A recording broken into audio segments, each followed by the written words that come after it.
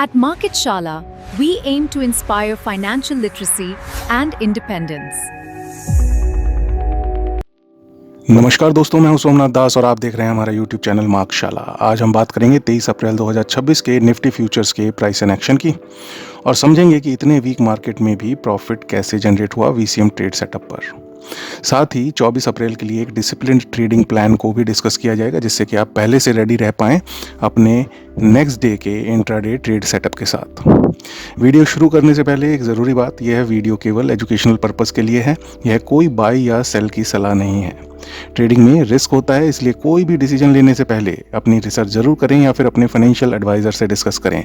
और एक और तरीका है कि खुद को इतना कॉम्पिटेंट इनफ बना लें कि अपने डिसीजन आप खुद ले पाएँ, और उसके लिए ज़रूरी है मार्केट शाला के साथ जुड़े रहना और सीखते रहना।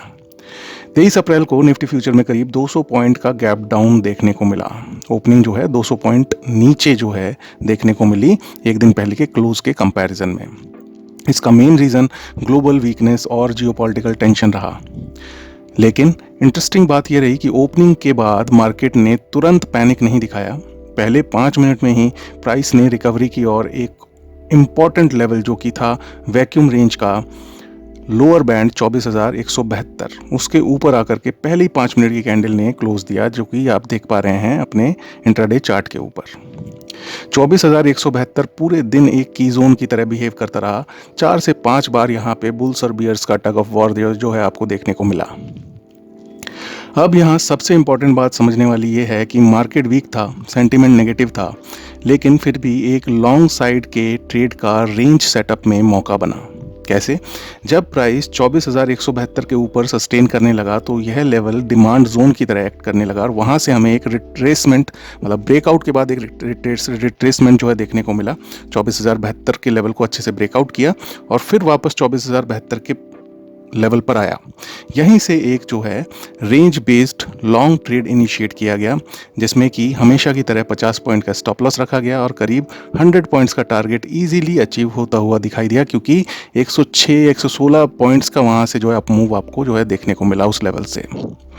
तो ये था दोस्तों बेसिकली किस तरीके से प्राइस एंड एक्शन को समझ के हमने आज का ट्रेड इनिशिएट किया, क्योंकि आज मार्केट की जो ओपनिंग हुई थी वो लोअर बैंड के नीचे हुई, लेकिन पहली ही कैंडल में पूरी रिकवरी दिखाते हुए लोअर बैंड के ऊपर आकर के टिक गई। तो वहाँ पे हमें एक रिट्रेसमेंट की या कि रीटेस्टिंग की ज़रूरत थी कि वो लेवल एक जो है डिमांड जोन की तरह काम कर सकता है कि नहीं, और पहले ही 15-20 मिनट में वो चीज़ हमें देखने को मिली। मार्क भी किया हुआ है हमने इंट्राडे चार्ट के ऊपर, आप देख पा रहे हैं पहले किस तरीके से प्राइस ऊपर गया लोअर बैंड के ऊपर, यानी कि 24,172 के ऊपर, फिर वापस आया 2-3 कैंडल्स के अंदर, मतलब 15 से 20 मिनट के अंदर, और वहाँ से जो है एक प्रॉपर रिस्क एंड रिवॉर्ड के साथ ये ट्रेड इनिशिएट किया जा सकता था, जो कि आराम से आपके फेवर में जो है आधे पौने घंटे के अंदर आपके फेवर में चला गया। यह हमें सिखाता है कि मार्केट में एजम्पशन से नहीं बल्कि प्राइस एक्शन से डिसीजन लेना चाहिए, जिससे कि आपकी ट्रेडिंग एक्यूरेसी बढ़ती रहे, चाहे मार्केट का सेंटिमेंट कुछ भी हो। अगर ओवरऑल मार्केट की बात करें तो आप निफ्टी 50 स्पॉट लेवल का जो इंडेक्स है उसका डेली चार्ट आपके सामने आ रहा है। यहाँ पे 0.84% की जो है गिरावट आज देखने को मिली। इसके पीछे 2 बड़े कारण रहे। पहला, क्रूड ऑयल का $100 के ऊपर ट्रेड करना, लगभग $103 के आसपास अभी वो ट्रेड करता हुआ नज़र आ रहा है, और दूसरा रुपए का डॉलर के कंपैरिजन में कमज़ोर होना, लगभग 94 का लेवल जो है रुपए ने हिट कर दिया और उसके ऊपर ट्रेड करता हुआ दिखाई दिया। अब मार्केट के लिए 24,580 एक रेजिस्टेंस की तरह निफ्टी 50 इंडेक्स के ऊपर दिखाई दे रहा है, और नीचे की तरफ जो सपोर्ट है वो दिखाई दे रहा है 23,782 के लेवल पर।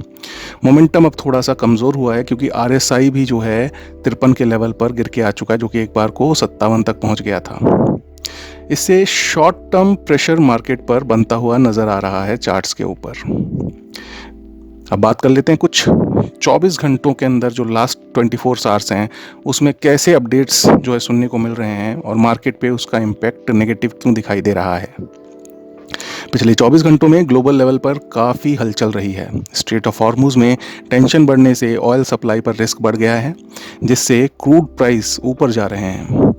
इसके अलावा यूरोजोन में स्लो डाउन के संकेत मिल रहे हैं, यानी कि यूरोपियन कंट्रीज़ में जो है स्लो डाउन के संकेत जो है देखने को मिल रहे हैं, जो कि एक कंसर्न है। बड़ी डेवलप्ड कंट्रीज़ हैं ये, और यहाँ पे स्लो डाउन होना यानी कि वैश्विक स्तर पर एक बुरी खबर इकोनॉमिक पॉइंट ऑफ व्यू से। और यूनाइटेड किंगडम में यानी कि यूके में कॉस्ट प्रेशर बढ़ रहा है।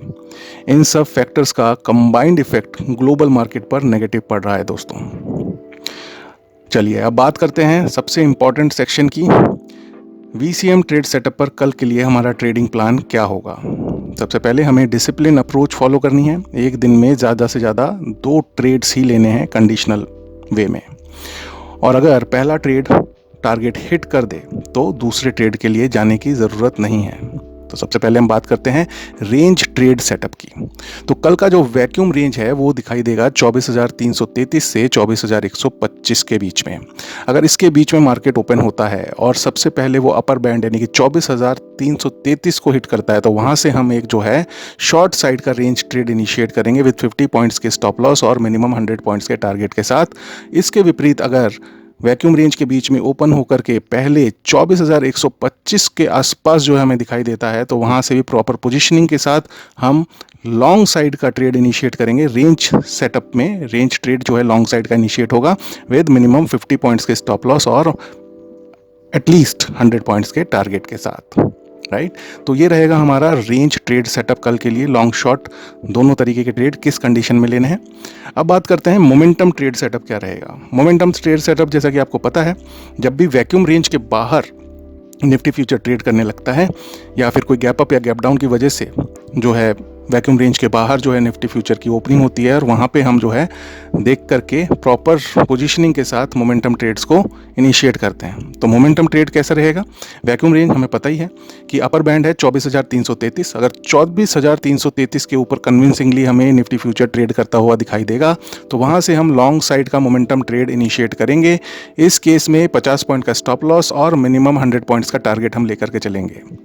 यहाँ पे आपको पहला रेजिस्टेंस देखने को मिलेगा 24,586 पर, और सेकंड रेजिस्टेंस आपको देखने को मिलेगा 24,834 के लेवल पर। इसके विपरीत अगर मार्केट में कमजोरी नजर आती है और निफ्टी फ्यूचर 24,125 के नीचे कन्विंसिंगली ट्रेड करता हुआ दिखाई देता है, तो वहां से हम प्रॉपर पोजीशनिंग के साथ शॉर्ट साइड का मोमेंटम ट्रेड इनिशिएट करेंगे, और उस केस में भी हमारा जो स्टॉप लॉस रहेगा 50 पॉइंट का रहेगा और मिनिमम टारगेट 100 पॉइंट्स का लेकर के चलेंगे। यहाँ पर आपको पहला सपोर्ट देखने को मिलेगा 23,853 के लेवल पर, और अगर 23,853 टूटता है तो उसके बाद सेकंड सपोर्ट देखने को मिलेगा 23,657 के लेवल पर। तो दोस्तों ये था हमारा VCM ट्रेड सेटअप। इसको डिटेल्ड में डूज एंड डोंट्स को समझने के लिए आप जो है डिस्क्रिप्शन में इसका टेक्स्ट फॉर्मेट में पूरे डूज एंड डोंट्स लिखे हुए हैं, सारा रूल्स वहाँ पे दिया हुआ है, तो उसको आप एक बार जरूर गो थ्रू करें। और किस तरीके से आपको प्री डिफाइंड तरीके से ट्रेड लेना है ये पूरा मैंने यहाँ पे आपके साथ शेयर किया। अभी मार्केट में सबसे बड़ा जो फैक्टर है दोस्तों वो है अनसर्टेनिटी, चाहे वो जियोपॉलिटिकल हो या फिर इकोनॉमिक। इसलिए इस समय ट्रेडिंग में सक्सेस का सबसे बड़ा मंत्र है डिसिप्लिन, पेशेंस और रिस्क मैनेजमेंट। हर दिन ट्रेड करना ज़रूरी नहीं है। अगर आपके सेटअप के ऊपर ट्रेड नहीं आ रहा है तो मार्केट को डिसाइड करने दीजिए कि आपको ट्रेड करना है या नहीं करना है। मार्केट को डिसाइड करने दीजिए आपको किस तरफ का ट्रेड लेना है। आज मार्केट कमज़ोरी के सेंटिमेंट में था, लेकिन मार्केट ने डिसाइड किया आपके सेटअप के ऊपर कि आपको लॉन्ग साइड का ट्रेड लेना है, और वहां से आपके जो टारगेटेड पॉइंट्स थे वो अचीव हुए। भले ही पूरा दिन मार्केट साइडवेज रहा या फिर कमजोरी के साथ ही क्लोज हुआ, लेकिन आपका जो ट्रेडिंग गोल है वो अचीव होना जरूरी है, जिससे कि आपकी जो ट्रेडिंग एक्यूरेसी है डे बाय डे बढ़ती चली जाए। सही सेटअप का इंतजार करना ज़्यादा ज़रूरी होता है दोस्तों। अगर आपको ये एनालिसिस हेल्पफुल लग रहा है, जो भी हम ट्रेडिंग से रिलेटेड जानकारी सीख आपके साथ शेयर कर रहे हैं वो समझ में आ रही है, ये एनालिसिस आपको जो है एक ओवरऑल व्यू दे रहा है, तो प्लीज़ इस वीडियो को आप जो है लाइक करें और शेयर करें अपने लाइक माइंडेड फ्रेंड्स के साथ, और इस चैनल को जो है सब्सक्राइब करना ना भूलें। हम रोज़ ऐसे ही स्ट्रक्चर्ड मार्केट इनसाइट्स लेकर आते रहेंगे और आपके साथ शेयर करते रहेंगे। धन्यवाद। जुड़े रहिए मार्केट शाला के साथ और सीखते रहिए। Do trade, do invest and seek financial freedom with market Shala. Bye bye.